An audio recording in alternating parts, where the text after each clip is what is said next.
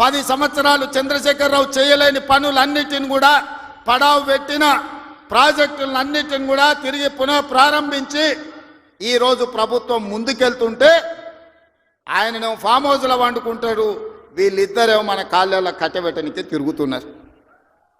ఏలేశ్వరం పోయినా శనీశ్వరుడు వదలేదన్నట్టు ఇవాళ ఓడగొట్టి ఇంట్లో వండబెట్టిన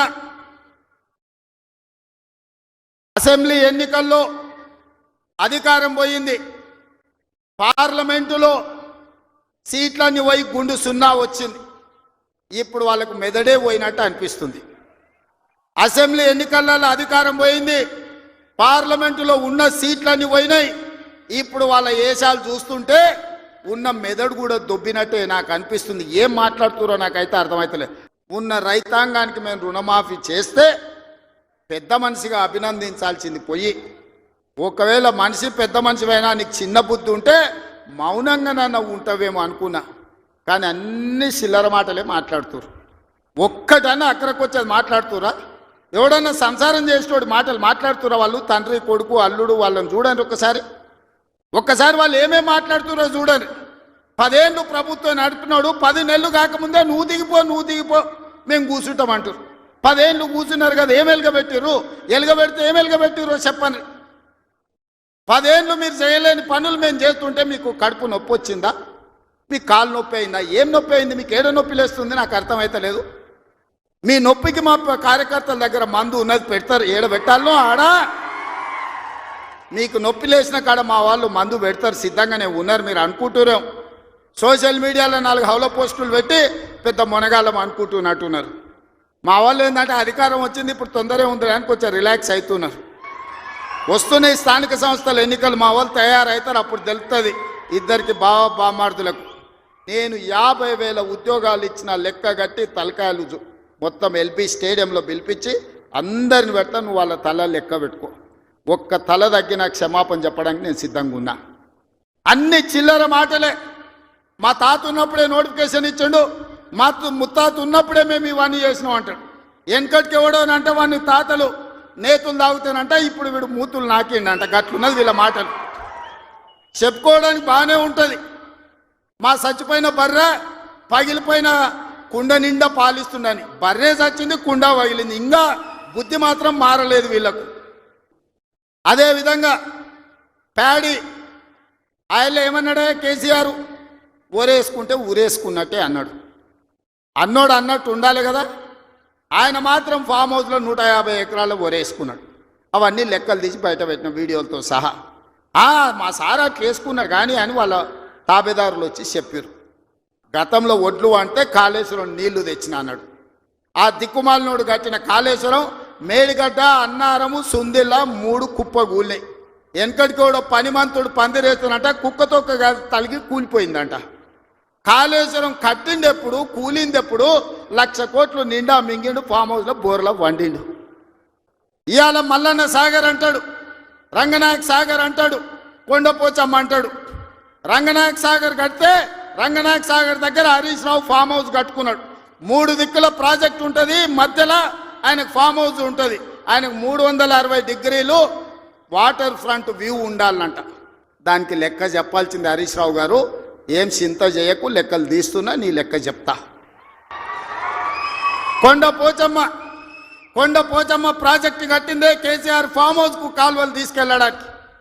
ఇవాళ నిజ నిర్ధారణ కమిటీ వేసుకుందాం, కొండపోచమ్మ ప్రాజెక్టుకు పోదాం. కొండపోచమ్మ నుంచి డైరెక్ట్గా కేసీఆర్ ఫామ్ హౌస్ 100 ఎకరాలకు కాలువ డైరెక్ట్ ఆయన ఫామ్ హౌస్లోకి వెళ్ళి తీసుకుపోయాడు. 1000 కోట్లు ప్రజలే ఖర్చు పెడితే నీ ఫామ్ హౌస్కు నీళ్లు తీసుకెళ్తావా? ఇది న్యాయమా? చంద్రశేఖరరావు గారు, నిన్ను నమ్మి నీ చేతిలో రాష్ట్రం పెడితే, నీ కొడుకుని మున్సిపల్ మినిస్టర్ పెడితే జన్వాడలో 111 ఫామ్ హౌస్లు కట్టుకుంటాడు. ఆయన బామ్మార్ది ఇంకోటి కట్టుకుంటాడు, అందులో దీపావళి పండుగ వచ్చిందని చిచ్చుబుడ్లు కాకుండా సారాబుడ్లు పెట్టి దావతులు చేస్తాడు.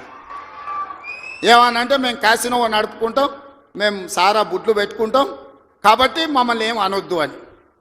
అంటే బావ కళ్ళల్లో ఆనందం చూడడానికి ఆయన బామ్మార్ది ఏమి తాగి తందనాలు ఆడినా డ్రగ్స్ తీసుకున్నాడు ఆ ఇంట్లో దొరికినా కేసు పెట్టొద్దా? ఒకసారి ఆలోచన చేయండి. ఎంత సిగ్గు లేకుండా మాట్లాడుతున్నారంటే డ్రగ్స్ తీసుకున్నాడు దొరికిండు కదనే వాడు మొత్తం అందా అవును నేను డ్రగ్స్ తీసుకున్నాను వాడు ఒప్పుకుండు డ్రగ్స్ ఉన్నోడు దొరికిండని వీడు ఒప్పుకుండు కానీ వాడిని పట్టుకోవద్దంట పోలీసోడు ఎందుకంటే మేము బీఆర్ఎస్ నాయకులం కాబట్టి మమ్మల్ని ఏమనొద్దని ఈ రాష్ట్రంలో ఈ దేశంలో బీఆర్ఎస్ వాళ్ళకి ఏమైనా కొత్త చట్టం ఉందా ఇడిచిపెట్టాలనా ఊర్లో డ్రంక్ అండ్ డ్రైవ్ అని పిల్లలు ఇవ్వడానికి తెలిసో తెలియక తాగితే నోట్లో పుల్ల పెట్టి ఊదిచ్చి వాని బండి గుంజుకొని వాని పోలీస్ స్టేషన్లో పెట్టి వాని ఈపులు వలగొట్టి వాని దగ్గర 5,000 వసూలు చేస్తున్న సన్నాసి నీ బామ్మార్ది డ్రగ్స్ తీసుకున్నాడు ఇంట్లో దొరికితే అక్రమంగా ఫామ్ హౌస్ కట్టుకుంటే వాని ఇంట్లో విదేశీ మద్యం దొరికితే వాని మీద కేసు పెట్టొద్దు అంటున్నావంటే చట్టం నీకోటి పేదోళ్ళకి ఇంకొక చట్టమా అని నేను అడుగుతున్నా ఇవాళ నేను 1,000-1,200 ఎకరాలు ఆడ భూసేకరణ చేసి తొండలు గుడ్లు పెట్టని భూములను ఇవాళ ఏదైనా ఏజో పారిశ్రామిక వాడ తీసుకొచ్చి పరిశ్రమలు తెస్తే మా పిల్లలకు ఉద్యోగాలు వస్తాయి నా ప్రాంతం అభివృద్ధి జరుగుతుంది నేను ముఖ్యమంత్రి అయినా కాబట్టి వాళ్ళకి కృతజ్ఞత తెలుపుకోవాలని నేను ప్రయత్నం చేస్తే కొంతమంది రౌడీ మూకల్ని తయారు చేసి పైసలు ఇచ్చి కలెక్టర్ని ఆర్డీఓని అధికారులందరినీ ఇష్టం వచ్చినట్టు కొట్టిరు కొట్టి ఇప్పుడు మా మీద కేసు ఎట్లా పెడతారు అంటారు ఉత్తోని పక్కింటోని చెంప మీద కొడితేనే ఇవాళ రేపు మన పిల్లల్ని నెత్తి మీద కొడితేనే వాడు 100కు డయల్ చేస్తుండు మా నాయన కొడుతుండు మా నాయనమ్మ కొడుతుందని స్కూల్కి పోయే పిల్లగాడు కూడా అలా తెలివి వచ్చింది నెత్తి మీద ఎట్లా అంటే వాడు 100కి డయల్ చేస్తుండు అధికారులను కిందేసి కొట్టి చంపేదానికి ప్రయత్నం చేస్తే కేసులు కడితే మా టీఆర్ఎస్ వాళ్ళ మీద కేసులు ఎట్లా కడతారు బరాబర్ మా టీఆర్ఎస్ వాళ్ళు ఇట్లనే దాడులు చేస్తారంటారు నేను అడుగుతున్న చంద్రశేఖరరావు గారిని నీ కొడుకు నీ అల్లుడు మాట్లాడే భాషను మీరు సమర్థిస్తున్నారా భూసేకరణ చేయొద్దా తెలంగాణ రాష్ట్రంలో పరిశ్రమలు పెట్టొద్దా మా IT and industry Sridhar Babu గారు రోజుకి 20 గంటలు పనిచేస్తూ ఈ రాష్ట్రానికి 1,000 కోట్ల రూపాయల పెట్టుబడులు తెచ్చి విదేశీ పరిశ్రమలను రప్పించి నిరుద్యోగ యువకులకు ఇంజనీర్లకు ఈరోజు ఉపాధి కల్పించాలని చేస్తున్న ప్రయత్నం తెలంగాణ రాష్ట్రంలో చెయ్యొద్దా మీరు చెప్పండి 10 ఏళ్ళు మేము సరైన నష్టపరిహారం ఇవ్వండి భూసేకరణ చేయండి అని మేము సహకరించిన ప్రతిపక్షంలో ఉండి నీకు ఆ కనీస పరిజ్ఞానం కానీ జ్ఞానం కానీ ఎందుకు లేదు చంద్రశేఖరరావు గారు అని నేను అడుగుతున్నా ఉద్యమకారునంటో 80,000 పుస్తకాలు చదివినోన్నంటో అపర మేధావినంటో ప్రపంచంలో నీ అంత మేధావి లేడు పోటీ పెడితే 1 నుంచి 100 వరకు నీకే ర్యాంక్ వస్తుంది అంటో ఇంత చిన్న లాజిక్ మిస్ అయినవా చంద్రశేఖరరావు భూమి సేకరించకుండా పరిశ్రమలు నెలకొల్పలేమని నా నియోజకవర్గం మీద ఎందుకు కక్ష కట్టినవని నేను అడుగుతున్నా నేనేమో 1,00,000 ఎకరాలు సేకరించలే 4 గ్రామాలలో కలిసి 1,100 ఎకరాలు నేను భూమి తీసుకుందామన్నది ఇదో ప్రపంచ సమస్య అయింది ఇంకా నేను ఢిల్లీ అయిపోయింది ఇప్పుడు చంద్రమండలం పోతాడంట ఆయన చంద్రమండలం పోయి ఆడ కూడా ఫిర్యాదు చేస్తాడంట నువ్వు ఆడ తిరిగొచ్చినా కుట్ర చేసినందుకు మాత్రం ఊసలు లెక్క పెడతావు కేటీఆర్ నువ్వు అది గుర్తుపెట్టుకో